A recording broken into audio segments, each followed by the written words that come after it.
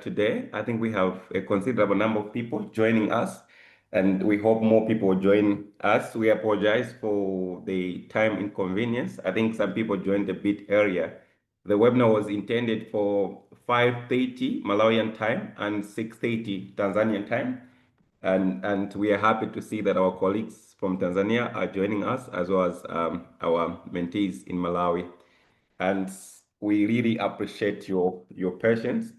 Today, we are being joined by a very important person, Dr. Catherine Kahabuka, for a practical session on building a successful research career using the muscle to blend framework. It's a framework that is highly talked of. If you follow Dr. Kahabuka on LinkedIn, you'll see that she has talked highly about this framework, and I hope that this will be the best learning opportunity for all of us, and we will try the skills that we have gained here in our everyday endeavors. So I'll bring her to the stage at this point in time. I think she's here. She's here now, and let's feel free to interact with her. She's going to learn us through the presentation, and then I'll give her all the liberty to do this in the best way she thinks is possible. And then, yeah, this is intended to be a very interactive session. I am Dr. Adriano Luanga from Clinical Research, Education and Management Services, CRIMS Malawi, where I work as one of the senior research operations officers there. And today, I think I've also been joined by my colleagues, Watpaso Kamanga, who is the IT person from our team, and then Dr. Akim Wanali, who is also a fellow within the CRIMS research programs. But we have also been joined by a lot of our research associates whom we are mentoring in the country. So I will welcome to the stage at this point in time, Dr. Catherine Kahabuka. Dr. Catherine, are you here? And I want to hand this floor to you. Feel free. Yes, I am here. Good evening, Thank you so everyone. much. I am putting on my video so that those who don't know me, at least they get to see my face. Hello, everyone. Good evening once again. I'm Dr. Catherine Kahabuka, as I have been introduced by Adriana. I'm very excited to be with you today. And as Dr. Adriano did put it well, I'm going to be discussing one of the highly impactful frameworks when it comes to guiding career advancement in any sector, in research, but also other sectors as well. So today I'm going to be sharing a little bit about my personal career growth, trajectory, or story, just to give you a sense of how this framework can be applied in a really real life scenario. And then I'll be guiding you on how you can also use it to guide your career advancement. I am based at CRIMS International, which is also a research firm, just like CRIMS Malawi. Our organizations are very closely related in terms of not only the names, but also what we do. We both do research, we both do monitoring and evaluation, we both run mentorship programs. And the funny thing is we also found recently that we engaged with the same client, conducting the same evaluation for the same project that is implemented in Tanzania and Malawi. Very interesting. Yeah.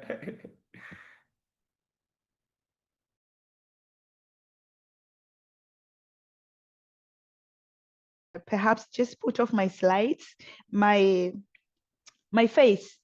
And if you want to give me the permission to share my screen, I will be starting soon. I Yeah, cannot please. now. You can just request the share. I will do that. I'll grant you the permission. You have to do it. Yeah, sure. It is disabled. You have to just do it Oh, yeah. before I can share. Yes. All right. Let me do that. Just give me a minute. Yes. Yeah. Wonderful. Otherwise, I'm looking forward to speaking with you all. I know this session is close to mentees under the CRIMS. under the crimes in Malawi and crimes in Tanzania.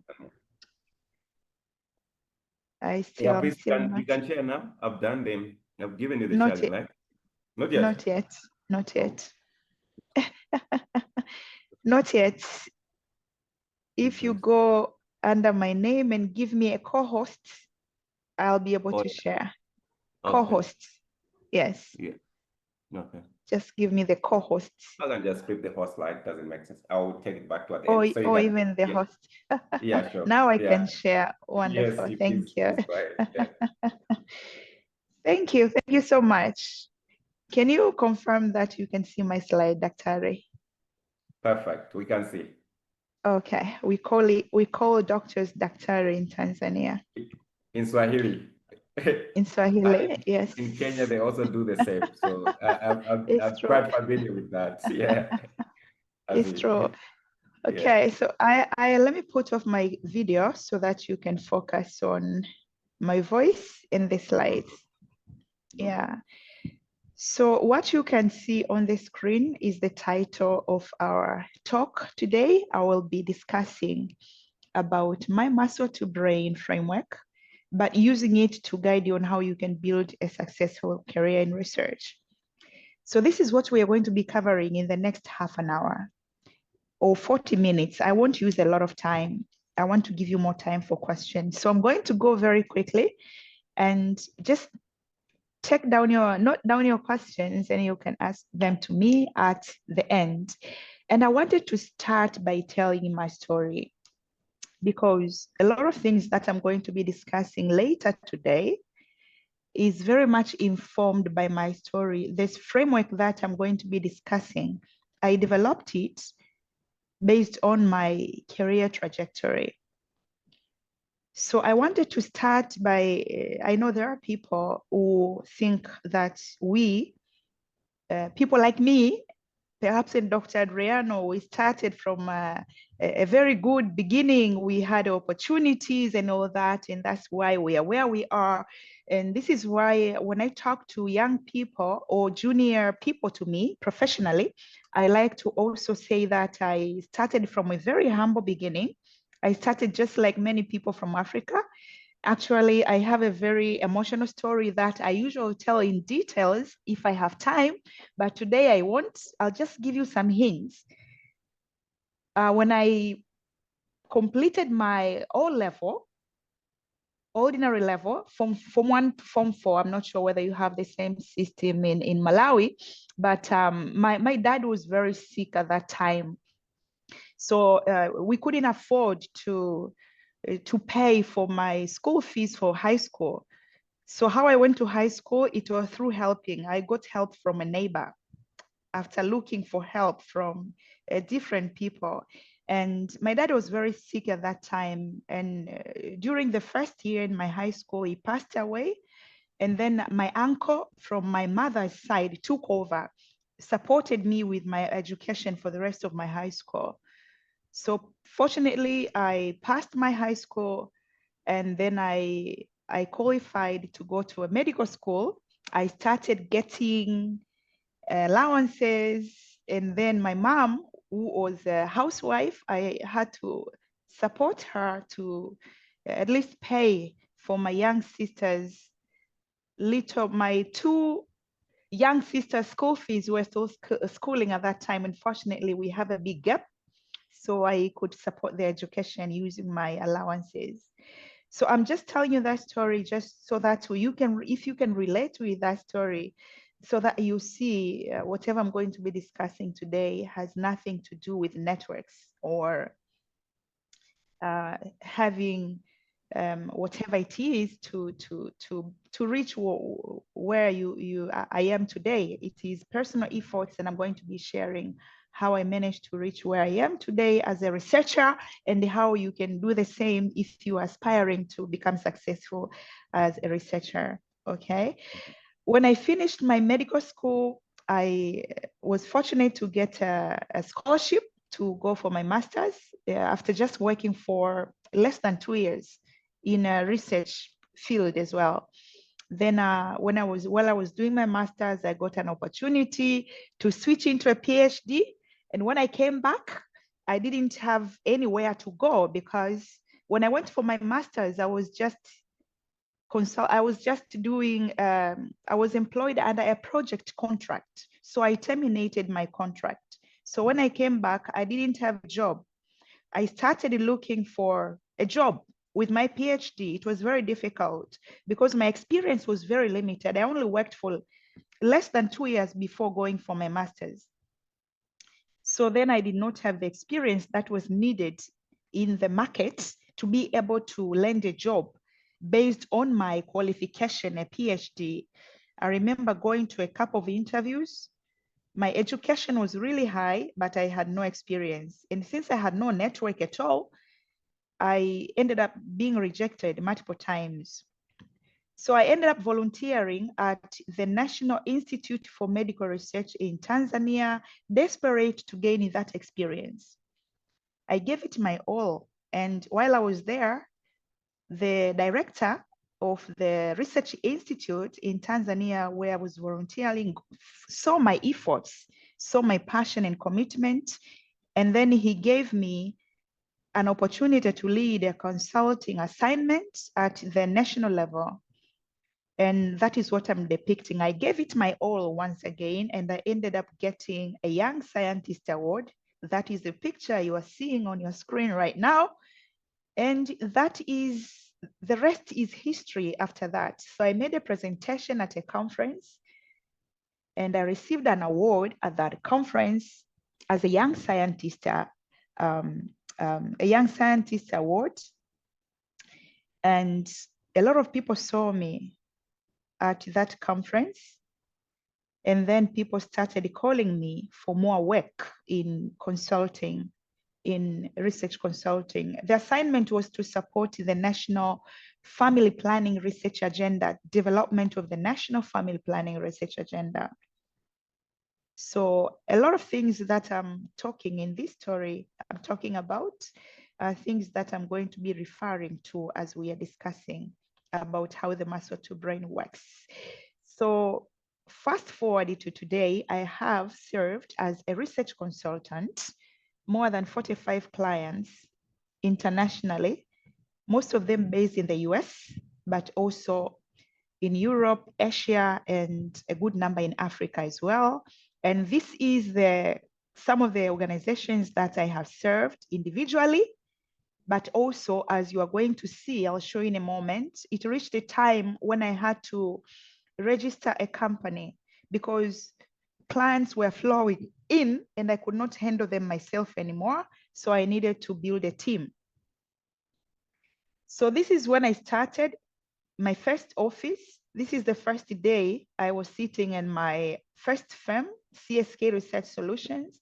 This picture here, I remember writing something behind it. I have it in my office right now. And it has a message that I wrote to remind me of the first day I sat. This is my first curtain. As you can see, I have a plastic chair and a small table. Later on, my team developed it to 2 people. I managed to hire an assistant and someone to clean the office. This is a very small office, but this is where I'm sitting today. This is where I'm sitting today. Now I have an office, which is a bigger office. I have 15 full-time team members. And also we opened a sub-office in Nairobi last year. These are some of the events at the office. Here I'm running a webinar like this. This is where I'm sitting right now. And yes, and some of my team members, you can see them in some of these photos. So if I can do it, you can also do it. Having heard about my humble beginning, now let me take you through my journey and things that I have done until today. Between 2012 to 2013, this is when I started working at NIMRI as a volunteer.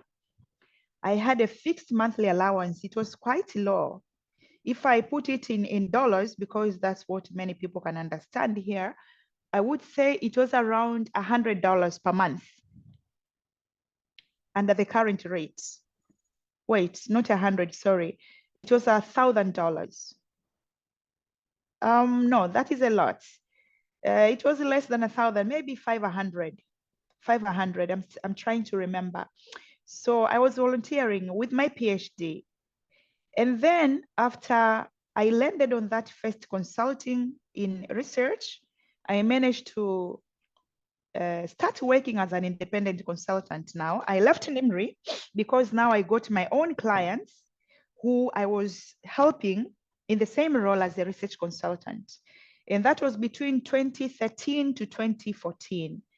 And then in 2014, I registered my first research firm, which was called CSK Research Solutions, and then started offering research services through a team, a small team. And that is the first office that you saw, the small one.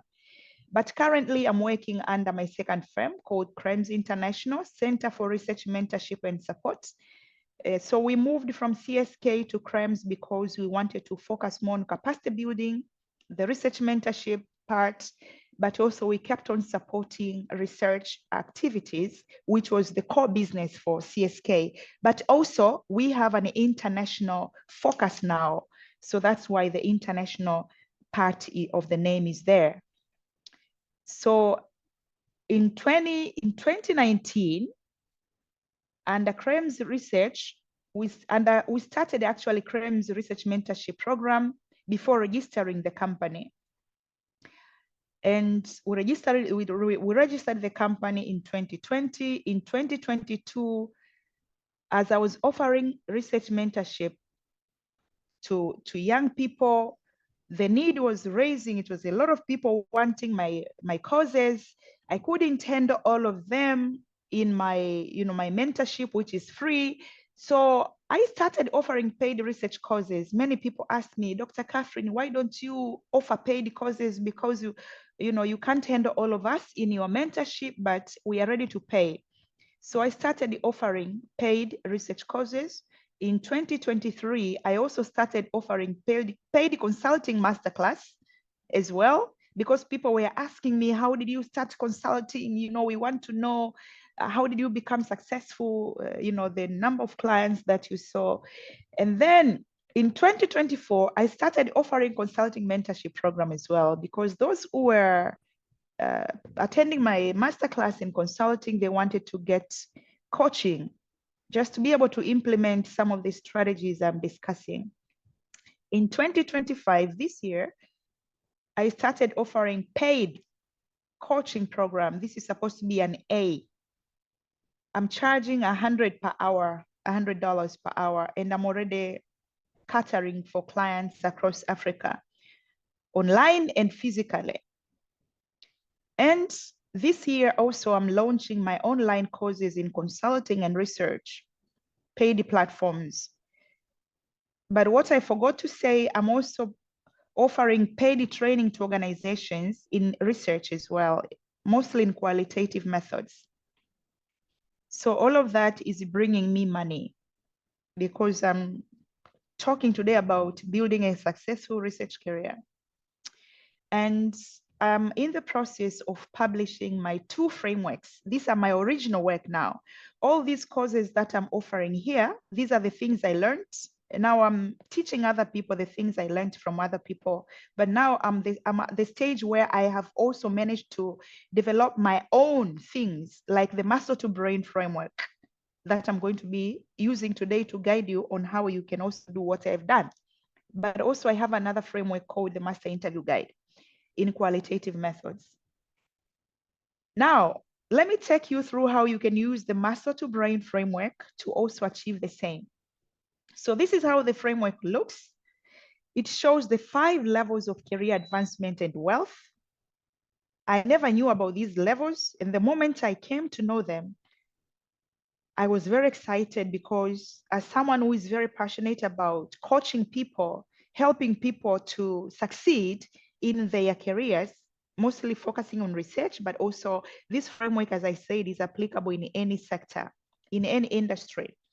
Then I realized, as I was reading a book by someone called Myron Golden, I realized, I'm going to show that in a moment, the 4 levels. It's called the 4 levels of value.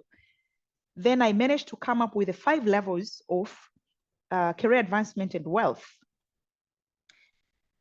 It's from the muscle to brain. You will understand why it's from muscle to brain in a moment. So the framework depicts 5 distinct levels of career advancement. Level 1 is when you are employed, level 2, level 3, level 4, and level 5. So just take note of the names, but I will be describing each level in a moment. So level 1 is employment. Level 2 is freelancing or independent consulting. Level 3 is consulting firm or company. Level 4 is communication and influence. And level 5 is thought leadership. And the very, very interesting thing about this framework is as you move up the 5 levels, you make more money while working less, your workload reduces and you are impacting more people. And this is a dream career for almost any professional, really. So Nami, let me take you through before I take you through the 5 levels, one by one, I wanted to make sure that I also mention, as I said, this framework was inspired by this guy. He's called Myron Golden, who I read about his 4 levels of value. So while his 4 levels, they are very much closely related to my 5 levels, I adapted them and expanded them to 5 levels. So I made sure that they could be applicable to the African setting. So his levels where he has been teaching a lot in the US. And in fact, I was very disappointed because he has not written a book on these levels. He just features them in various books. For example, he has a book called From Trash to Cash, From a Trash Money to a Cash Man. And this is where I learned about the 4 levels for the first time. So he talks about them very lightly, really. So I have done a lot of research and reflected on my own career trajectory and managed to develop those 5 levels. And now I teach people through my coaching and masterclasses, my coaching programs and masterclasses on how they can succeed at each level. What are the biggest challenges at each level and how they can tackle them? The barriers to actually succeeding and progressing to higher levels. But most importantly, I also teach them on the strategies that they can use to, as I said, succeed at each level and move from one level to another so that they can reach the highest level and achieve their maximum potential. I won't be able to discuss everything in this 1 hour, but I'll tell you the most important things. Now let's start at level 1. So this is the first level. So employment, this is where most of the people start when they, they finish their degrees. And this is where most of us, we envision going after graduating from universities or colleges. Is the most familiar level to most of us. So when it comes to how you use your expertise or the nature of engagement at this level, using whatever you earned from your degree, you work full-time for a single organization, you have a fixed role and responsibilities. Usually you have the so-called job responsibilities. However, you have limited autonomy when it comes to decision-making power and things like that, because the activities you are implementing, they are determined by someone who is has employed you. And most of the time you can't make a lot of decisions. I mean, you can make decisions when it comes to implementing what you're already supposed to implement.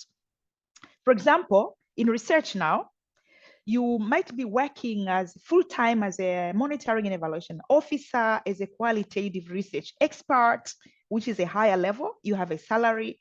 You can be a research director, but still you are working under someone who is determining everything that you're supposed to do, who is determining what time you should come to work, what time you should leave, how much you should get paid, etc. Now, when it comes to your income is tied to your physical presence. You need to be there in order to earn. You need to use your muscles in order to earn. And if you are highly successful, that means you have senior roles or you are working with high-level organizations like the UN. Here, I'm talking about someone who's really highly successful.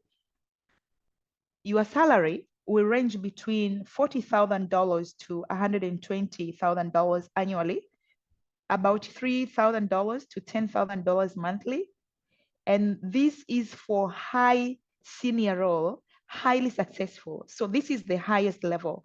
Most people, they achieve this who are highly successful, and that is like 2% of people who are working at this level. Most of us, we don't reach even a quarter of this, as you already know. But if you're working for a UN, the organization, I've seen people who are paid this. But this is gross after you, of course, omit the taxes and all of that. When it comes to your impact and influence, your impact is limited to the scope of reach of your organization. So you are only able to impact communities that your organization is serving in the areas where your organization is working and the projects that your organization is implementing. So your influence typically will not extend beyond the institutional boundaries. And the other thing that is a bit sad is most of the projects that you're supporting when you're employed, whatever impact you do is accredited to the organization and not to individuals who are employed. And sometimes it's even challenging to feature them, you know, as the projects that are your own. You say that I contributed to this project, but you can't say it was your own. Now let's look at level 2 and how it differs from level 1. So level 2, this is what we call freelancing or independent consulting. And a consultant is someone who offers, is an expert, someone who is really good at what they do, and they use that expertise to offer professional advice or services to individuals and organizations or businesses in their area of expertise, usually on a temporary or short-term basis, you know, a limited time contract until a particular need has been met, then your contract ends there. Now, this is where you are self-employed now. You are no longer employed by one organization full-time, but you are employed, you are self-employed, you are working part-time for multiple clients. Now, when it comes to your roles and responsibilities, these are now tied to what we call the terms of reference or scope of work. So the clients that are hiring you are giving you a job, they clarify what you are going to be doing and what you are going to be delivering. But you have some autonomy here because you have the freedom to choose which clients to work with, what projects to take, and you decide on, you know, when to go to work and when not to. You can even take a week off if you have made a lot of money. You don't take a new project. So you do have some autonomy.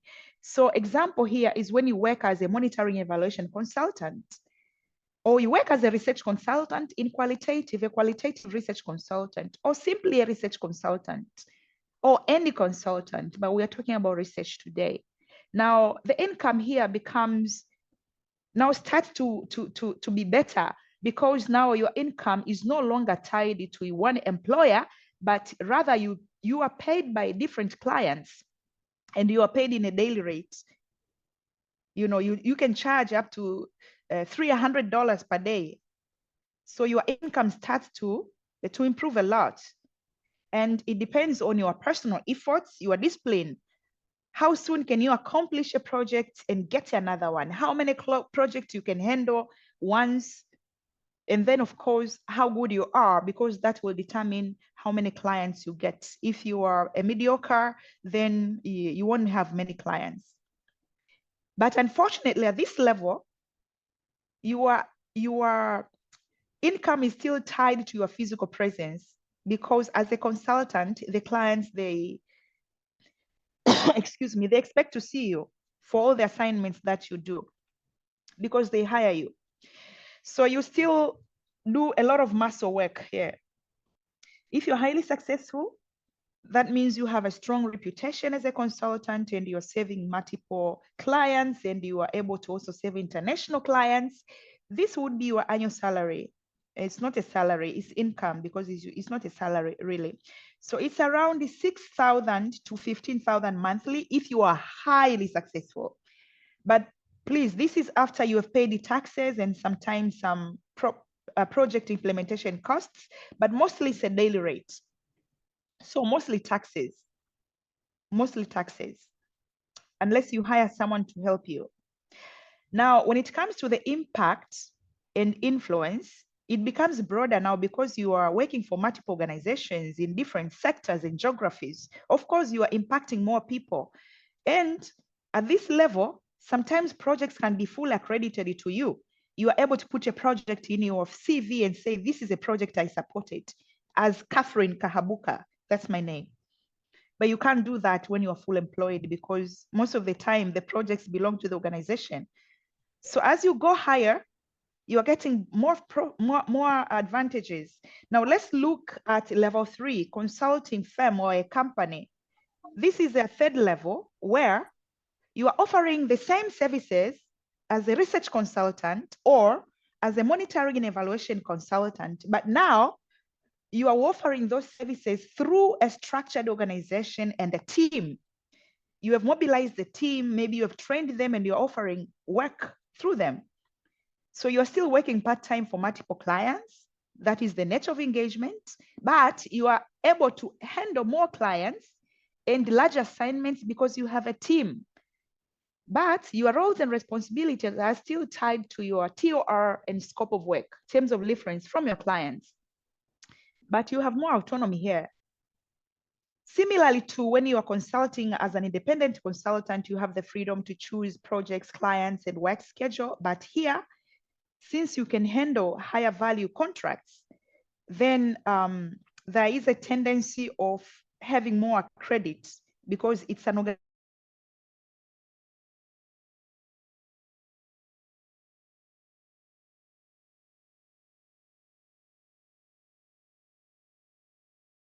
organization now. Most of the time, you might even take accreditable to what you're doing. But most importantly, also, the autonomy comes from delegation. You can be sleeping at home and have your team do things for you. You can't do that when you are working at level 2 as an independent consultant because you're working solo. When it comes to your income, now it is less tied to your physical presence. You have a team. Me as Catherine Kahabuka, I'm able to stay at home for 1 week and I have my team running projects. Things won't stop because I have a team. But that comes with effective delegation and processes and systems in place. Okay, but I won't be discussing this here. Your income also increases massively because you are able to handle more projects and larger projects because you have a team again. So if you're highly successful, you are handling larger projects like for USAID and donors, you know, you can have up to 25,000 up to 40,000 US dollars a month. That's a lot of money. Around 300,000 to 500,000 annually if you are highly successful. And there could be people who have consulting firms who are making more than this for sure, because one USAID project can pay this money actually. But again, these are gross income. Of course, you'll have a lot of profit as well if you're doing a good job in terms of how you're negotiating. I discuss all of these things in my master classes and mentorship programs. Level 4, communication and influence. Now, here, you stop from sharing, from implementation. Now, when you have time, you have built a firm, or even when you are employed, when you have time, you can start sharing your expertise. You have mastered your area. Now you can share your expertise with others through speaking, teaching, writing, media. And you end up monetizing your knowledge. This is a level that many people don't reach in our setting in Africa. Why? Because they don't have enough time to create courses, write books, you know, all of that. And sometimes we are not even good at communicating. So this is communication and influence. You have to be able to communicate your value so that people can pay for your knowledge. I want to go deep into this, but because we have limited time, the examples is you can start offering research courses to individuals, to organizations, online research courses. People are making a lot of money with online courses, a lot of money. You can do paid webinars. This webinar is free, but I can easily make you pay for it, which I'm going to do in future. You can write books. Some people now, they make money through TikTok, YouTube. That's all about communication. And there are skills that you need to gain in order to be good at doing this and make money. But if you're successful, you make a lot of money. And the good thing is, this is where you start using your brain. At level 3, you are leaving the muscle a little bit, and you use your brain to create the processes and systems so that the company can work without you being there physically. But at level 4, here you use more brain, because now you start teaching, you start creating courses, you write books. But the most important thing is, all these things, they are not tied to your physical presence. When you publish a book today, you'll keep selling it for many years. I'm still reading books from many years. If you make a course today, it will keep making you money when you're sleeping, and a lot of money if your course is good, of course. But there are things that you can do when you are rising from level 1 to level 4 and level 5 that will make people buy your courses. These are the things that I discuss in my master classes. Now, if you're highly successful at this level, you are a top speaker, you are a course creator who is really top, you can make up to $1 million a month, a year. By the way, I have seen this. People are making up to $80,000 per month. There is one course I'm attending currently on Udemy. I'm learning something. And this guy said, for his first course on Udemy, which is a platform that even you can publish a course tomorrow, it doesn't take time. And there are like 70 billion people from all over the world, students at your disposal to attend your course. He said during the first month, he made it $200. In the like 6 months, he started making $1,000 a month. In a year, he was making up to 5,000. Now it's like 5-6 years. He's making 70-something thousand monthly. He has several courses on Udemy. It's crazy. It's annoying. A lot of us are sitting on our knowledge and we don't monetize it. And there is something called seller.com. It's an African, it's based in Nigeria. It's the same platform where you can even publish a webinar like this and people buy it. And people are able to pay using M-Pesa and all that. I recently found out about it when I'm trying to publish my stuff in platforms where people can pay using M-Pesa. So these things, a lot of people are doing them, but unfortunately not from Africa. A lot of African people are not doing these things. Now, when it comes to the impact and influence at this level, because as you might have noticed, I'm discussing 3 things at each level: how you use your expertise, how much money you make, and then how many people you impact. And as you're going up, your income increases. I believe you can note that already. Your impact multiplies, but the good thing is you work less. How wonderful is that? So now your impact here, you become an authority, and then you have a following beyond your direct clients. So now I can impact people who are not my clients through my books, through my webinars, through my courses. And then you can start influencing even industry conversations by educating people at a scale. You are impacting a lot of people. Just imagine the best-selling book. Imagine a course that is attended by 1,000 people from all over the world. Now let's look at the final level before I give you time to ask questions. This is what we call thought leadership, and this is the pinnacle of my Master to Brain framework, the highest level. Now, this is where you are pioneering your original ideas, your frameworks, your products. I told you that I have 2 new frameworks. The Master to Brain framework is one of them. Now, when you start talking at this level, this is where you have learned from different people, and then you have come up with your own things. You are no longer communicating things that other people have said. You are coming with your new stuff, your new products. You are new. It could be an app on App Store. So you are pioneering original products. And at this level is where you start now getting fewer but high ticket engagements. You could be a keynote speaker. These are people who are paid sometimes up to $25,000, even $50,000 to speak for 1 hour. You are coaching high level leaders. You are playing an advisory role for companies and governments. Someone like Elon Musk, imagine. You no longer pitch for clients. You are invited. You no longer look for clients, they look for you. Or you no longer pitch to go to speak somewhere. This is when people invite you.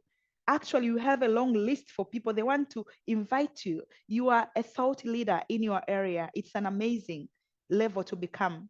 And when it comes to your income, now you are leveraging your intellectual property and reputation. So you are selling almost the same things as level 4. You might have a book, but it will be more expensive. Your inventions could be more expensive because they are very new. They're solving new problems. You have unique methods. And this is the highly brain-driven level. So you are no longer operating with the muscles anymore. It's all brain. And for people who are highly successful, you can make up to $2 million annually, and even more, much, much more. The funny thing is you can operate at different levels, as you saw in my example.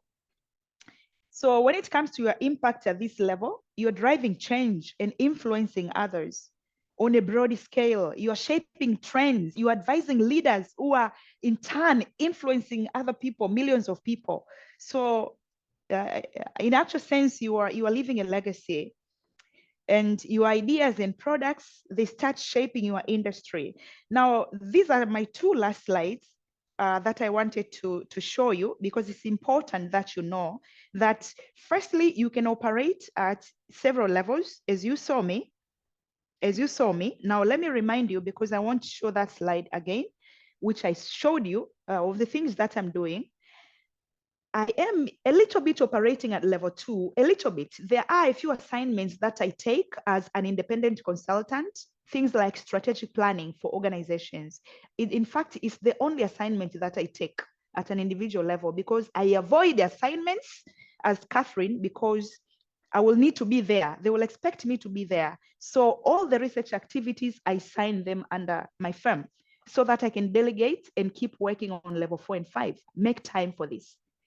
So I am working here. I own a firm.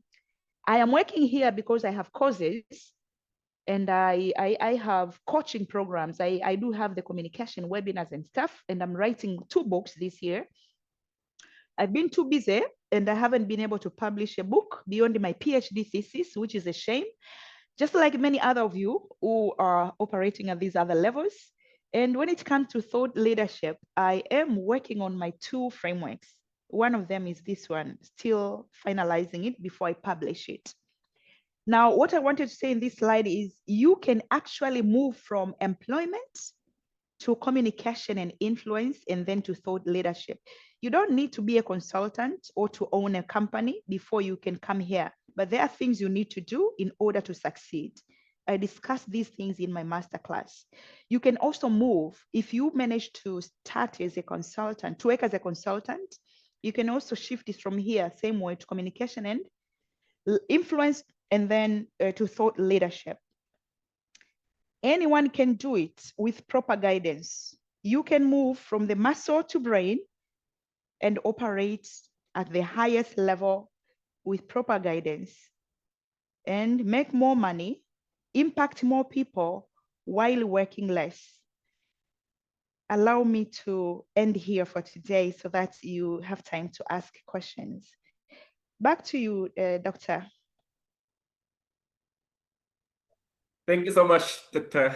Kahabuka, for that wonderful presentation. I'm sure most of I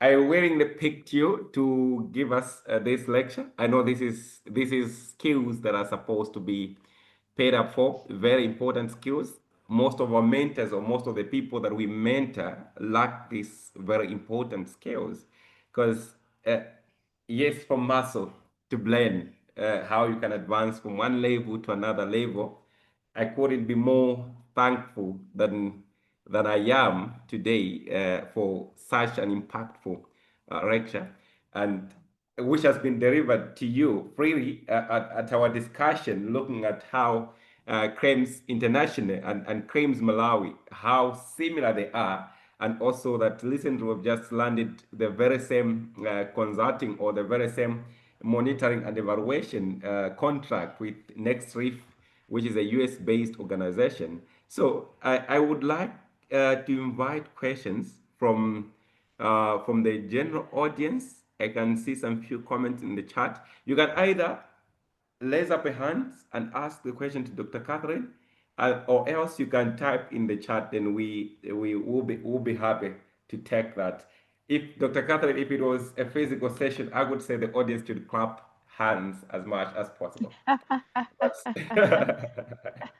Unfortunately, we are in a visual meeting. I'm sure next time we're going to invite you for a physical talk in the wrong way, because this is just, you have just clashed us. Yeah. All right. Thank you. I see Thank a you. hand from Dr. Thank Gambewa. you for that. Leonard, please Yeah. proceed. Yeah. Thank you very much, Catherine, for a quite intriguing presentation.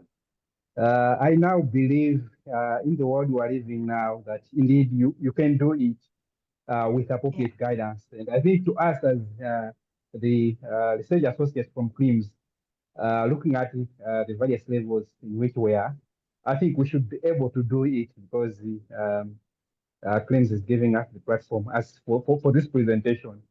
And thank you very much for this presentation. I like your humble beginning. Just imagine someone finishing a PhD and even couldn't secure work, and you taking up that board decision to say you start your own work, starting small and growing up to this level. So big up, Catherine. And I believe all of us who are here, we can do it. But I think patience, determination matters, as we have seen where you're coming from. So it's not, of course, much of us, we say once we finish, let's say master's PhD, we want to go into employment. But looking from the public health aspect, little by little, we should be able to do it and make more money. Thank you very much.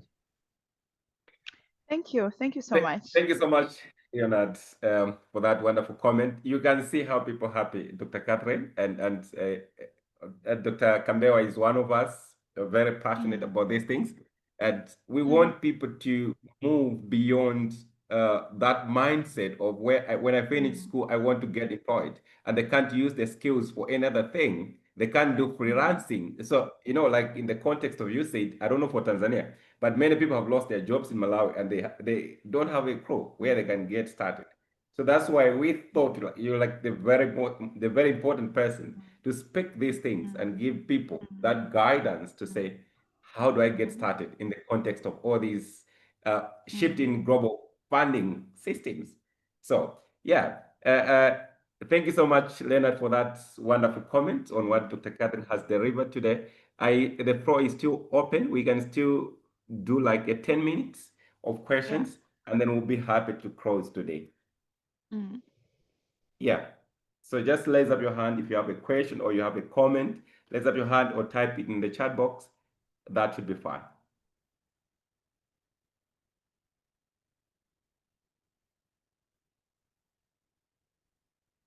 So it's just an appreciation. Enea wants to speak. Oh, Enea, please go ahead. And we have Omo Tolani. Enea, the mic was on, so maybe it's by accident. Yeah, thank you so much for this webinar, even though I joined late, but it was really, really like insightful. So it's not really a question, and I will just I'll just say this for maybe you could just give me 1 or 2 tips that will help. So I'm already doing this. I resigned from my conventional job last year. And actually, I didn't have the mind of starting on my own, but after applying, and it looked as if people were not really the places I really wanted to work, they were going to like underpay me.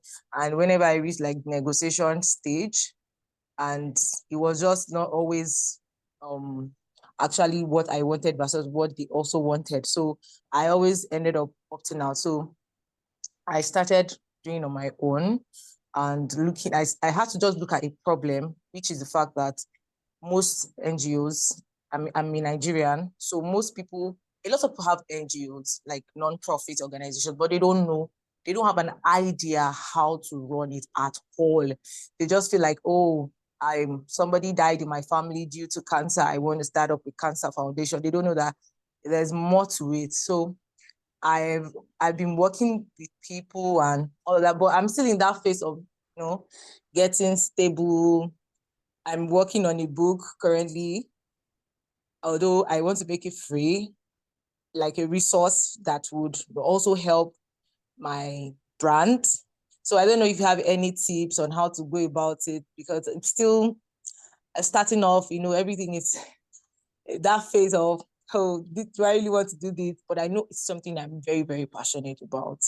Looking at the fact that I have experience, I've worked with nonprofits, and I'm very good with frameworks and all that. So it comes very easy for me. But having that right clientele, so people don't want to pay you, like they don't really want to see the reason why they need to pay you that money. But at the end of the day, they see the need. So I'm still in between, trying to find my feet. Is there any advice, any tips on how to further go about it? Thank you so much.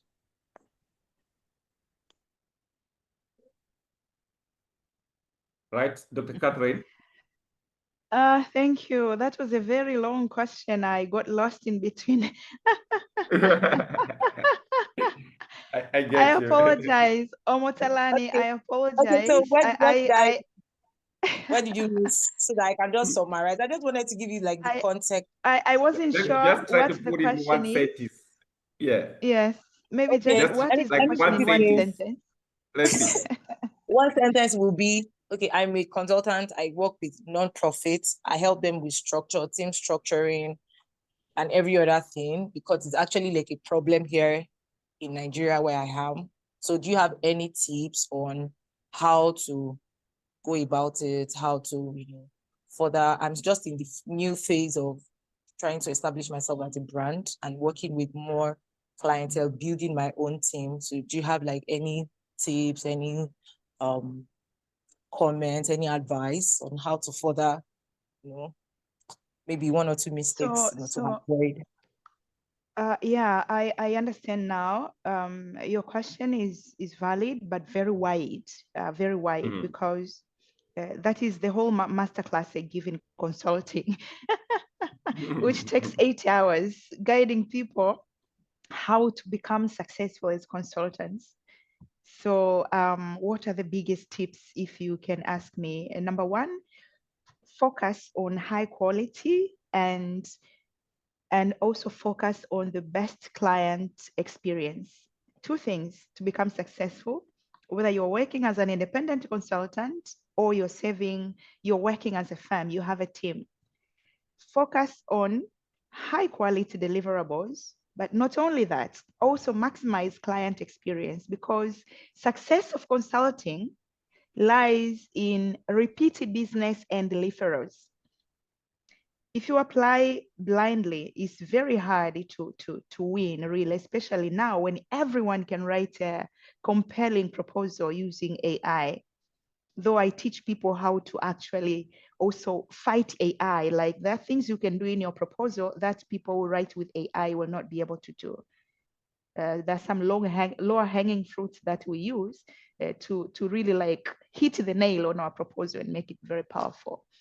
But that is a topic for another day. So those are the things that I stress, and then I take people on actually how you can deliver high quality work. It's easier said than done, but there are things that you can do. And then I also focus in my masterclass in consulting on how you can maximize client experience so that you have that repeat business and referral. So I think that's the two things I can advise you. Okay, thank you, Ma. Thank you so much. You're welcome. No, thank you, Dr. Catherine, on that. I think people should be able to take up that masterclass and pay for it. Yeah, because this was meant to open people's eyes. But these are highly high impactful skills that's actually we should be able to pay for them. But we appreciate it. I think there's some few questions in the chat box. I think you can pay your attention to that, and then we can take up. You if I think we should be closing in 6:35 because that's will be exact 1 hour from the time we started. Sure. Let me see. Yeah. Let me see. So we do have yeah, sharing the recording. That is, you'll take care of that. There is a question from Favor. Favor asks, what proper guidance would you give? Would you recommend for someone who's inspired to do research or is in early stages of career exploration? I think that's what we have been discussing today. You first, the first step is being an expert in what you do. That's the first step in everything. You will not succeed as a consultant or in any of these levels I've discussed today if you are not good at what you do. So build that expertise, choose a subject you're passionate about, build strong expertise, read a lot of books from different authors, listen to, attend online courses, listen to podcasts, attend events in your industry, build that expertise, and then the rest is making sure now to implement the things that I have taught in this webinar. Pasco asks if it is possible to move from level 1 to level 5. It is not possible to move from level 1 to level 5. You cannot skip level 4. Level 4 is the only level that cannot be skipped. Because to be able to move to a thought leadership, you must learn to communicate and influence others through your books, through your courses, through your trainings, you cannot move to thought leadership without communication and influence. It's not possible. Bernard asked, thanks for the wonderful insights. I might have missed, yes, sharing the PowerPoint, but if you look back, what is one thing you would have done differently when starting your own freelancing work to increase your chances of success? That is a very good question. It was very hard for me to answer this question in the past because I thought I did a lot of things right. But after this muscle to brain framework that I have been developing, it opened my eyes a lot on a lot of things I would have done differently, and I cannot mention all of them here. Maybe Dr. Adriano, I'm going to share a link for my webinar that I'm going to be running on the 1st of July, where I'll be having more time. Perhaps it's going to be like 2 hours or 1 hour and a half. And I'll be going into details on some of these things. Yeah. So, for example, I started as a freelancer at a firm, especially at a firm. I did a lot of mistakes here, and it really delayed me from going to communication, level 4 and level 5. So at level 3, that's where a lot of mistakes, even when I was working at level 2, actually. But these are things that, there are things that I did not pay attention to. And I did not do because I didn't know them. I didn't know the impact they had on my career. Things like visibility, in the past 5 years, that's when I started being active on LinkedIn, for example. My account was dormant. And the 5 years that I have managed to really work on people knowing me, the difference is massive. And if I go back and imagine not having worked on my visibility, I wouldn't be where I am today for sure. So if I knew this earlier and I started working on my visibility 10 years ago, I would have been really far. If I knew the things that I'm implementing now in my firm, or 2 years ago, 1 year ago to now, my firm would be really, really far. Things like systems, processes, delegations, capacity building, a lot of pieces. I can't discuss all of them here, but I go into details into my masterclasses again. When you started your organization, what were some of the challenges you faced and how did you overcome them? This is a big one. It's very hard. I I can discuss get all the you. challenges. Thank you for But everyone. you might have Was- already hinted on some of them when you were answering to Bernard's question. Yeah, Yeah. The things you didn't thank know when you. you were starting. And Exactly. yeah, so Mm. so you can maybe give Yeah. just one to Glory, or like what you think, like what was the most Mm. challenging moment for you, and yeah, to the curiosity of Glory. So we see what uh you gotta say on that, and then because we have two more questions there, I think that should be the last Yeah. one. Yeah. Okay. Okay. The biggest challenge I can say is when it came a time I had to manage a lot of clients. I was really trying to do a good job because I'm a perfectionist, which is also another challenge. So it reached a time when I didn't have enough time for myself. You know, it was too much work when I was trying to, especially when I think I registered my first firm, Crimes in CSK Research Solutions. It was really, really hard. And then I had now to learn to say no. And yeah, I think that was the biggest challenge. And these are the mistakes that perhaps I wasn't good at delegating early on. I wasn't good at delegating. Now I am, and many people are not. I'm seeing that even now. Is there any other question?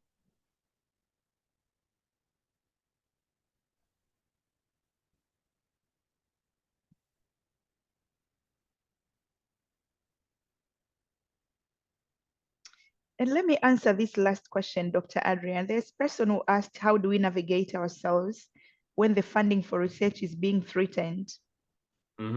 I heard this question from my mentees as well under the Career Advancement Mentorship Program, and I think one of the master classes recently. And I want to tell you something. Research will not go anywhere. It might reduce, but research will not go anywhere. In fact, there will be more emphasis on evidence-based approaches because people are focused on high effective, cost-effective approaches. So now we will see even more research in the programs. So research is not going anywhere. And if there is any career that you can ask me to advise someone to take, is research. Why?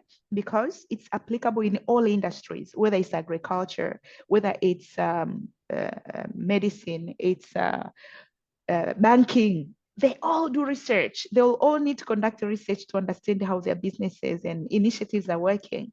So the better skill you have in research, the better the better you position yourself to achieve opportunities. And if you follow the things I've been talking about, and I also talk about how to become an expert in a more detail, which is very easy, really. Anybody can become an expert in something. And when you become an expert, make people know that you're an expert, make people know your value.